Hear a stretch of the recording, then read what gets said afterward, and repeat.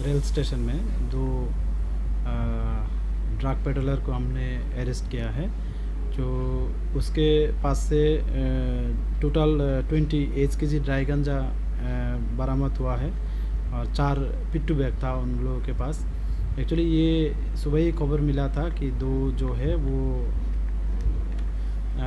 Agartala rail station में शायद rail का यूज़ कर सकते हैं जो गांजा है लेने के लिए।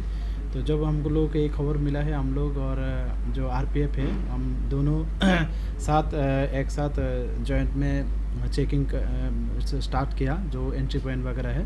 तो इसी दौरान वो दोनों को डिटेन किया गया। तो ये हमारा अगरतला जीआरपीएस में कल एक केस दर्ज किया है उन लोगों के खिलाफ। आज उन लोगों को अगरतला रेल स्टेशन में अगरतला जो लानेट कोर्ट है वहाँ पर पेश कर रहे हैं विद पुलिस रिमांड।